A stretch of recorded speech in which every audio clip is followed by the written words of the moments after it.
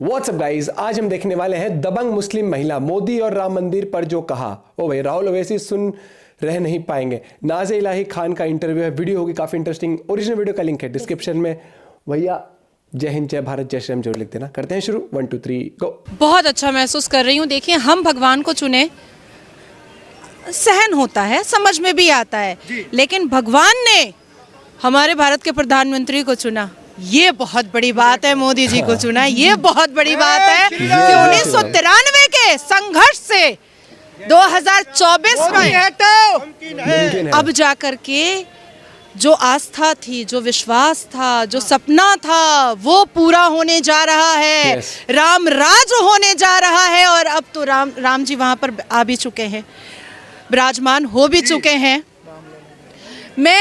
मुझे ऐसा लगता है कि ये बहुत पहले हो जाना चाहिए था। सनातनियों को उनका हक बहुत देर से मिला है, बहुत देर से मिला है। आज अगर मेरी माँ को या मेरी नानी को, मेरी दादी को अगर कोई मक्का मुअज़्ज़मा जाने से रोक रहा होता तो मुझे कैसा लगता, मुझे कितना बुरा लगता कि नहीं, आप मदीना नहीं जा सकती हैं, नहीं आप मक्का नहीं जा सकती हैं, आपको नहीं जाने देंगे, तो मुझे बुरा लगता ना।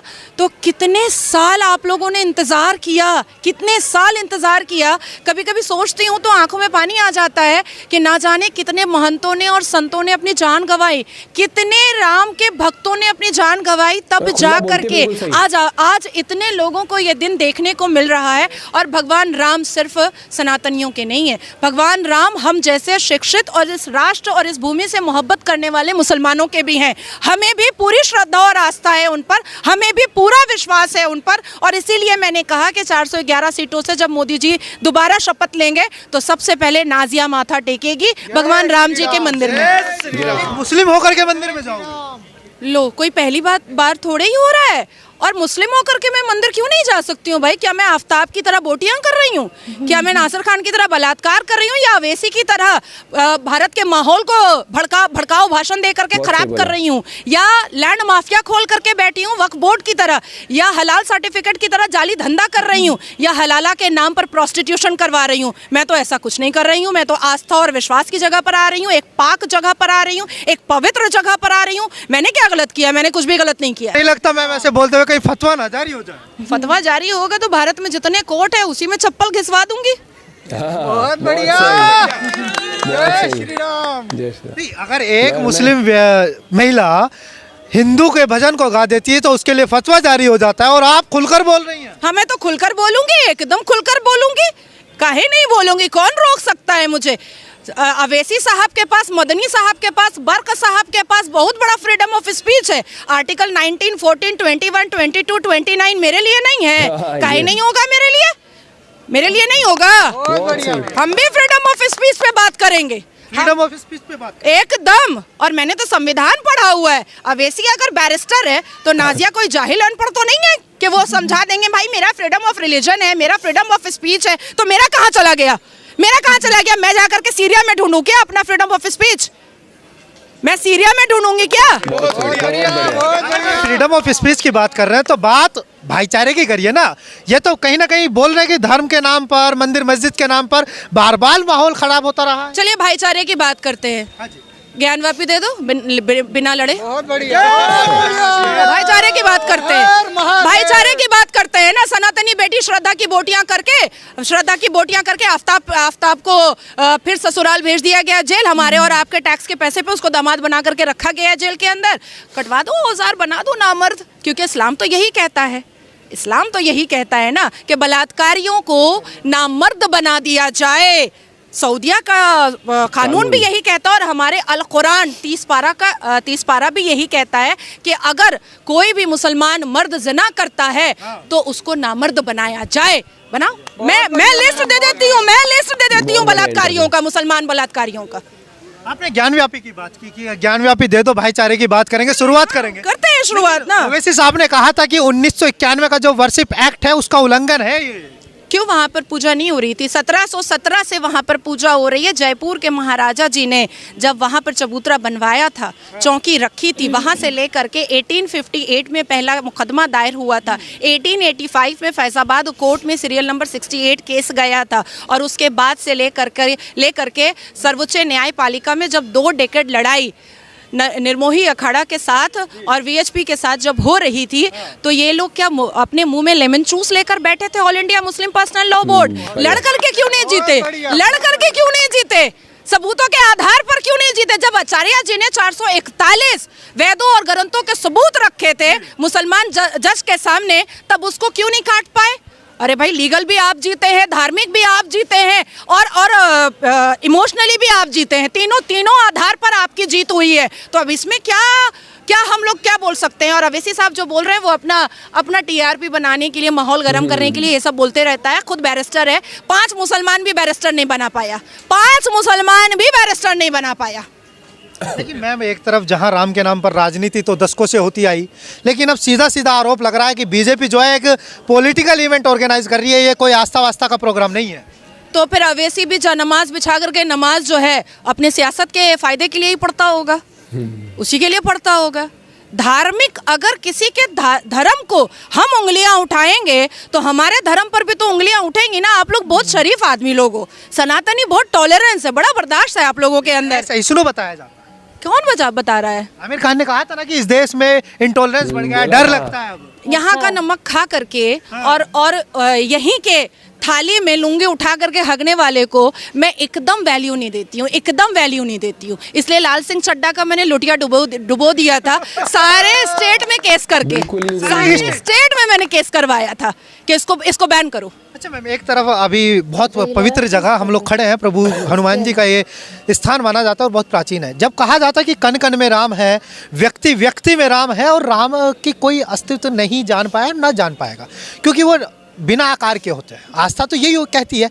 तो फिर जब रोम रोम में राम है तो इतना पैसा लगा करके एक भव्य मंदिर बनाने की क्या आवश्यकता थी? लोग कह रहे हैं कि एक अच्छा हॉस्पिटल बन जाता राम के नाम पर, एक अच्छा विश्वविद्यालय बन जाता तो लोगों के लिए फायदा होता ना। कौन सी मस्जिद जो है वो हॉस्पिटल और यूनिवर्सिटी खोल रही है? कोई मस्जिद खोली है क्या? नहीं।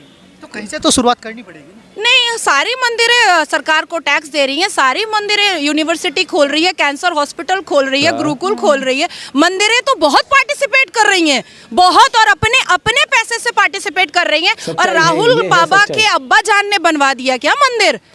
अब्बा जान या पापा? अब्बा जान पापा। अरे कश्मीरी पंडित है। नहीं, उनके घर में कौन है कश्मीरी पंडित? राहुल गांधी है, खानदानी मुसलमान है। हाँ, देखिए अंकल जी एकदम सही कहे हैं।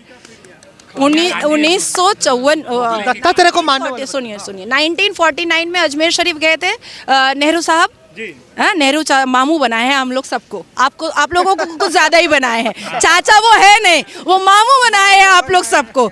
अजमेर शरीफ गए 1949 में और 1950 में एक मंदिर का उद्घाटन हुआ था, वहाँ नहीं गए थे। 1955 में जब सऊदी अरबिया के शहजादे आ रहे थे तो सारी मंदिरों पे पर्दा ढक दिया था और ला इलाहा का बोर्ड लगा दिया था। 1966 में इंदिरा गांधी ने साधु स्लॉटर करवाया था। अब आप बताइए, अजमल खसब पे 30 करोड़ रुपया खर्चा करवाया गया था मेहमान नवाजी पर। अब आप बताइए उनको मैं अब्बा जान ना बोलूं तो और क्या बोलूं? अगर मुसलमानों से भी इतनी मोहब्बत होती ना तो कभी भी शाबानो सायराबानों को कलपता, रोता, तड़पता नहीं छोड़ते, कभी नहीं छोड़ते। बहुत बड़े। तो वो तो कह रहे हैं कि हम भाईचारे की बात करते हैं, देश की एकता की बात करते हैं, अखंडता की बात करते हैं, और जबकि दो भाई एक दूसरे की शक्ल नहीं देख पाते हैं। मेनका गांधी और सोनिया गांधी भी एक दूसरे की शक्ल नहीं देखती है। वरुण गांधी और राहुल गांधी भी एक दूसरे की शक्ल नहीं देखते हैं। और भाईचारा, कौन सा भाईचारा भाई?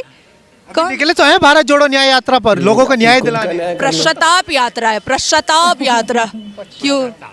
क्योंकि जिनके पूर्वजों ने और बाप दादा ने, अब्बा जान ने सबसे ज्यादा अन्याय किया है, उसी की माफी के लिए यात्रा निकाल रहे हैं। और मैं और एक बात बता देती हूँ, 4000 किलोमीटर चले थे चवन्नी अठन्नी एक्ट्रेस को लेकर के, उसके बाद धीरज शाहू को लेकर के जो गड्डियों का साम्राज्य था, उसके बाद कन्हैया को लेकर के जो हिंदुस्तान तेरे टुकड़े होंगे इंशाल्लाह इंशाल्लाह का नारा लगाता था।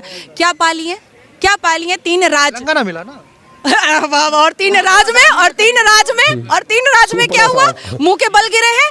ठीक है, अब उनको थोड़ा और यात्रा करने दीजिए। इस बार एकदम पत्ता साफ, कांग्रेस मुक्त भारत हो जाए, कांग्रेस एकदम। और इसी प्राचीन हनुमान मंदिर को साक्षी मान करके मैं आपसे कहती हूँ कि पूरे अंगनाई में मैं दिया जलाऊंगी, पूरे अंगनाई में। चलिए आप तो जला लेंगे, लेकिन जो और अन्य मुस्लिम भाई हैं, जो मुस्लिम समुदाय के लोग हैं, उन्हें क्या करना चाहिए? देखिए, मैं किसी का ठेका लेकर के नहीं बैठी हूँ।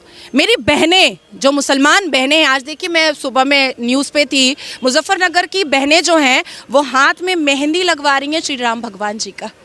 अच्छा, ठीक है, श्री राम भगवान जी की मेहंदी लगवा रही हैं। और कुछ आए चुन्नू मुन्नू लुंगी छाप वाले जाहिले आजम ठरके आजम लोग आए थे, आ करके उनको धमकाएं कि अगर आप निकाह की हुई हैं तो आपका निकाह टूट गया, और अगर आप मुसलमान हैं तो आपका इस्लाम छूट गया। मैंने कहा कुरान के पन्ने में बता दो, सूरा नंबर बता दो, वर्सेस नंबर बता दो, अरबा निस्फ सलासा कहाँ पर लिखा हुआ है, कौन से पारा में, वो बता दो। कोई भी हदीस का नंबर बता दो कहाँ पर लिखा हुआ, नहीं बता पाया तो मैंने कहा पतली गली से निकल जा भैया, झूठ झाट मत फैला। जिस प्रकार से राम मंदिर बन रहा है, लोग पूछते हैं कि इसका देश के जीडीपी में क्या योगदान हो। ले भैया, ये 3.5 करोड़ टूरिस्ट इस बार 2021 और 22 का डेटा आपको नहीं पता। नेहरू से लेकर के, राजीव गांधी से लेकर के, सोनिया के आंचल से जो मौन व्रत की सरकार निकली थी, तब जीडीपी कितना था पता है? 3%। 3% था, और आज कितना है? 7.9% है। और कल का डेटा देखिए, हम लोग फिर डिफेंस में चौथे पोजीशन पर। एक आलू बम फोड़ने से पहले भी ना लोगों का दिल फटने लगता है कि नहीं अब नहीं फोड़ेंगे। तो उन लोगों को क्या जवाब देंगे या संदेश देना चाहेंगे कि जहां से कहीं ना कहीं ये बात उठ के आई थी जब हम एक बार ग्राउंड पे थे कि अभी तुम्हारी बीजेपी की सरकार है तो मंदिर बन गया, जब हमारी आएगी तो तख्ता पलट कर देंगे और मंदिर भी वहां से हटा देंगे। ये जो यहाँ पर आपको दिख रहे हैं ना, ये अब कांग्रेस का जमाना नहीं है। 82.7% लोगों को चीर करके अगर राम मंदिर औकात है 14% को तोड़ने की तो तोड़ के दिखाए इसे। दिखाए खाली। जय श्री राम भाई, बहुत बढ़िया बेबाक इंटरव्यू पे कहूंगा। और हमेशा जब इनके हम अगर यूट्यूबर्स के साथ भी इंटरव्यूज देखते हैं, बहुत गजब होते हैं, टू द पॉइंट बोलती है, खुला बोलती है। क्योंकि पढ़ी लिखी है वो, एजुकेशन बहुत मैटर करती है। हमेशा सीधा बोला ना कि जब वो जय श्री राम लिखवा रहे थे वहां पर, तो वो कह रहे कि तुम्हारा निगाह टूट गया है, तुम ये हो गया है। उन्होंने कहा बता, सबूत बताओ, कहाँ पे लिखा है, क्या कुछ है। निकल, पहली फुर्सत में निकल। बहुत बढ़िया। और यही चीज़ है, यही है सनातन धर्म की ताकत। और यही है कि जब साथ में आप लोग चलते हो और जब आप पॉजिटिविटी लेकर चलते हो, कुछ लोगों में जिनके पास एजुकेशन लेवल नाम की चीज तक नहीं है, एजुकेशन के नाम पर उनको कुछ नहीं पता, लोगों का फायदा उठा वो क्या समझते हैं? वो समझते ये है कि सरकार बदलेगी तो डिसीजन बदल जाएगा। अरे एविडेंस थोड़ी बदल जाएगा भैया, चाचा कोई समझाओ इनको, कुछ नहीं समझते। और आज देश तरक्की कर रहा है, राम मंदिर बनने से क्या रोजगार नहीं मिलेगा वहां के लोगों को? कितने लोगों ने दान दिया है भैया, कितने लोगों ने दान दिया है कंस्ट्रक्शन में राम मंदिर की, और लोगों को रोजगार मिलेगा, टूरिज्म बढ़ेगा, बाहर से लोग आएंगे वहां पर, कितना पैसा कैश इनफ्लो होगा। लेकिन कुछ लोगों को ऐसा है कि गलत हुआ, बस गलत हुआ। क्या गलत हुआ ये नहीं पता, बस गलत हुआ है। बहुत बढ़िया। कल को तुम मान लो, एक एग्जाम्पल के लिए, कोई सरकारी जगह है वहां पर, ठीक है, तुम जाके रातों रात वहां घर बना दो और कह दो हमारा घर है, ये तो खाली जमीन थी सरकार, ये तो खाली जमीन थी, हमारा है, हम रह रहे हैं यहाँ पर, देख लो पिछले 24 घंटे से रह रहे हैं हम, इससे पहले कौन रह रहा था? कोई नहीं रहता, खाली जमीन थी। वाह भैया, खाली जमीन थी, लेकिन वो चीज अगर वो देखें सरकार के नाम पर थी, वो तो रजिस्ट्रेशन होगी। लेकिन गलत हुआ है कि हमारा ढांचा तोड़। अरे भैया, तुमने ढांचा जिस पे बनाया वो किसी और की थी। वहां तो मंदिर के साक्षात सबूत मिले हैं, एविडेंस मिले हैं, लेकिन मानने को तैयार नहीं। बस आंख बंद कर लो कुछ भाई इंटरव्यू बहुत बेबाक, बहुत जबरदस्त और बहुत बढ़िया था। और जो रिपोर्टर है उन्होंने भी क्वेश्चन बहुत बड़ी तरीके से पूछे, हर एक चीज। बाकी आपका इस बारे में क्या कुछ कहना है जरूर बताइएगा। मैं हमेशा से यही कहता हूँ कि पत्रकारिता, जर्नलिज्म बहुत टफ जॉब होती है, सही तरह के क्वेश्चन पूछना, लेकिन हमेशा सच्चाई सामने दिखाना ना बहुत डिफिकल्ट रहता है। लेकिन लोग आजकल ना सोशल मीडिया पर खुलकर बोलते हैं, तो उससे क्या होता है, जागरूकता बढ़ रही है और हर एक इंसान आता है कैमरा। और आज की जो युवा पीढ़ी है ना, खासकर यंगस्टर्स, उनका एजुकेशन लेवल भी अच्छा और सोशल मीडिया यूज करते, तो वो ये भाप लेते हैं कि कौन सही बोल रहा है, कौन गलत बोल रहा है। वही चीज़ है। आप अपना पॉइंट ऑफ व्यू शेयर करना बोले। मिलते हैं वीडियो के साथ, बाय बाय, टेक केयर।